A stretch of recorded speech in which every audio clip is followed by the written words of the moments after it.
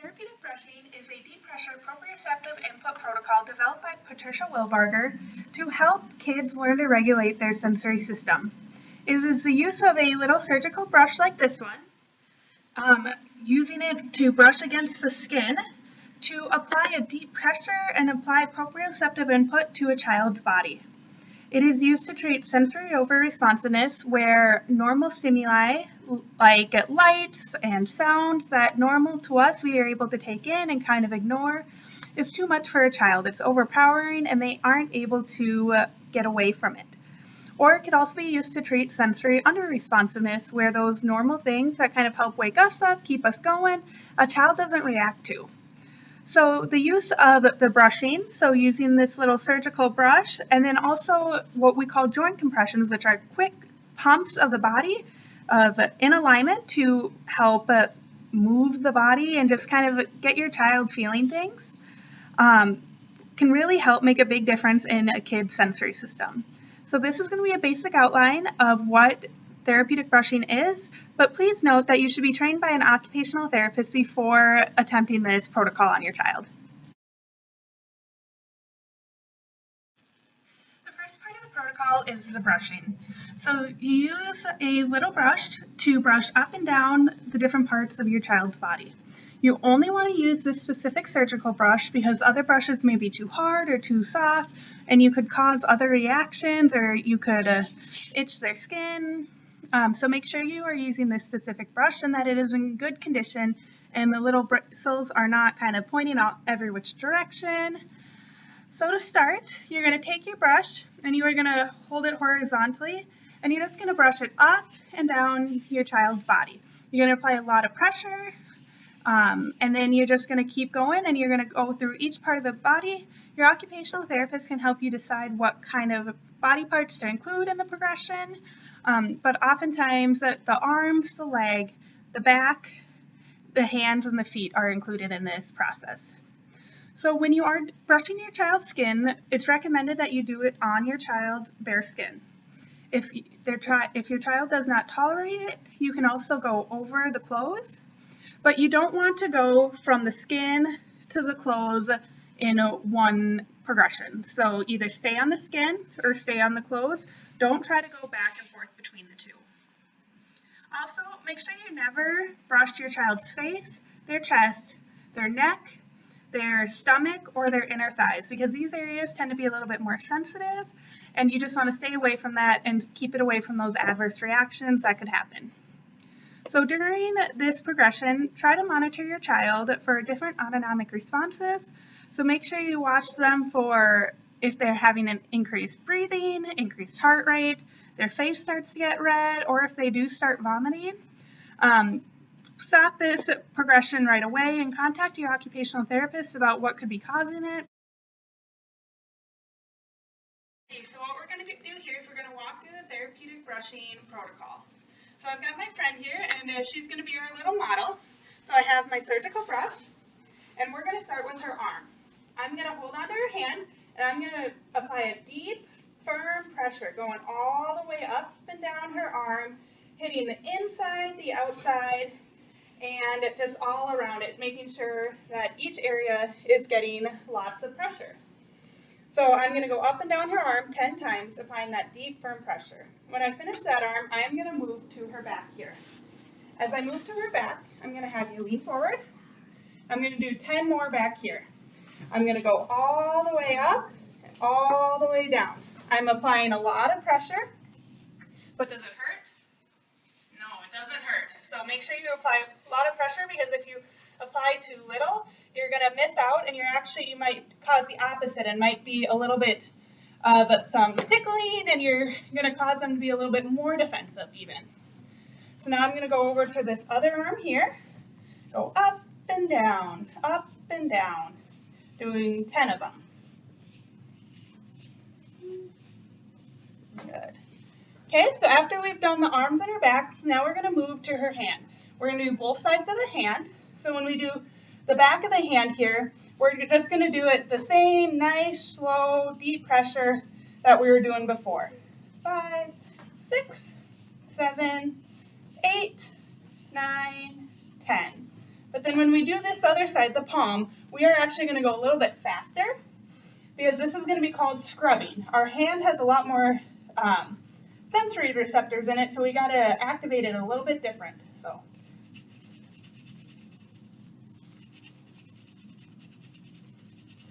Give that one tickle. Alrighty, and now we're going to do that other hand. So we're going to do the back, slow, deep pressure.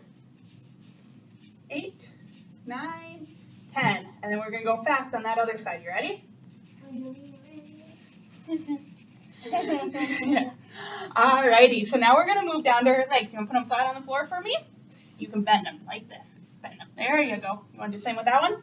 Alrighty, so when you do the legs, you can choose to do it either one leg, so do the whole leg at the same time, or you can choose to do the top and the bottom separately. When they're this little, I think it's easiest to do it all in one motion.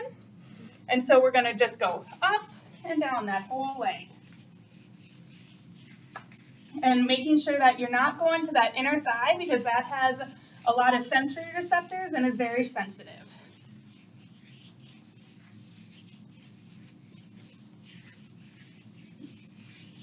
Alrighty, we're going to move to this side here.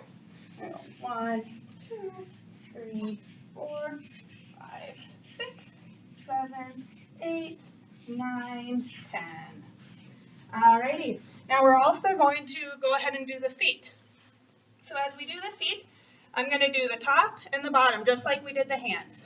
So we'll go the top, just nice and slow. 5, 6, 7, 8, 9, 10. And on the bottom, we'll do that really fast again. Okay, and then we'll do the other side here. A lot of kids might enjoy kind of a song to help make it a little predictable. And so we like to sing a little song going, brush, brush, brush your feet all day. Brush to brush, brush, brush, brushing all day long. Or kind of any other version you would like to do. Then we'll go fast on the bottom. And that's the brushing.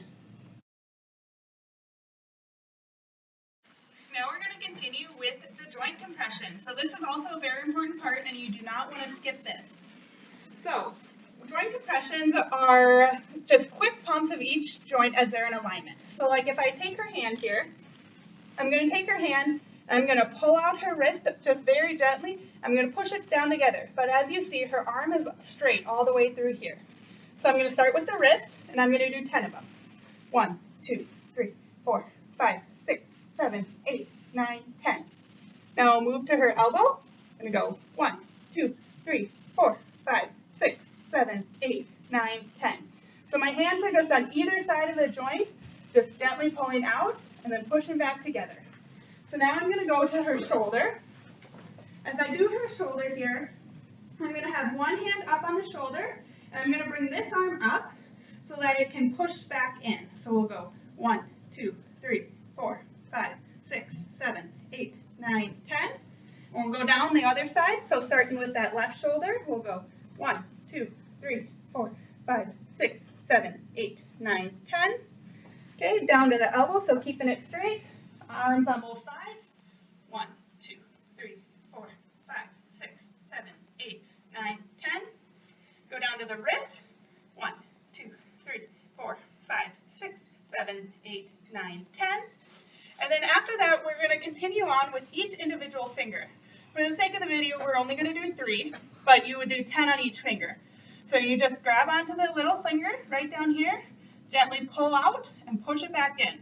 2, 3. 1, 2, 3. 1, 2, 3. 1, 2, 3. The thumb, just make sure it stays in alignment through here. We'll go 1, 2, 3. Let's do that other hand. 1, 2, 3. 1, 2, 3. 1, 2, 3. 1, 2, 3. 1, 2, 3. Now we're going to move down to the lower body here. So I'm going to start with her hip.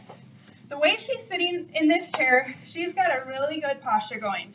So if her feet are flat on the ground, she's giving me a 90-degree angle here at her hip, 90-degree here at her knee, and 90-degree at her ankle. So I'm going to come behind her. My right hand's going to go under her hip. My left hand's on her knee, and I'm going to push that in. So 1, 2, 3, 4, 5, 6, 7, 7, 8, 9, 10.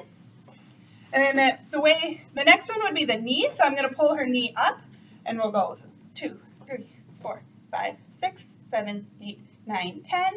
Same thing with the ankle here. 1, 2, 3, 4, 5, 6, 7, 8, 9, 10. All right, and then same thing on this other side. Oh, let's keep your foot on the floor for now. We're going to start with this one. So hand behind the hip, other one on the knee. 1, 2, 3, 4, 5, 6, 7, 8, 9, 10. Now another way you can do this, because if they're sitting in a chair and do have this nice posture, you can try and do the ankle and the knee at the same time. So if we are at a good angle, I'm just going to use the floor as one hand and push down straight on her knee and do the knee and ankle together. So 1, 2, 3, 4, 5, 6, 7, 8, 9, 10. And then the very last one is going to be her chest and her back. So I'm going to place one hand on her breastbone, and then the other hand is right behind, or right between her shoulder blades. And on this one, you only want to do 3 of them. So we'll do 1, 2, 3. And that's it for the joint compression. Please remember that both the brushing and the joint compressions need to be completed in order for this protocol to be effective. The protocol should be repeated about 5 to 6 times every day, or every 90 to about 120 minutes while your child is awake. You don't need to wake them up while they're sleeping overnight or wake them up for a nap to do it because it's hitting that time. Some good times to include it in your routine would be right away when they wake up, or during breakfast, after a morning nap if your child still takes one, after lunch, after their afternoon nap, after dinner, and then before bedtime. You can really insert it whenever you feel would be best for your family. These are just some set times in your child's schedule that may be helpful and help your child know that it's coming. The protocol should be repeated for a couple months to even a year in order to see those permanent changes. It is a long time and does take some time during the day, but it is well worth it, and it shows some very positive results and can help your child regulate their system. Please make sure to speak to an occupational therapist before starting the program and make sure that it's right for your child. And monitor any changes you see throughout the progression of using this protocol, and speak to your OT about it.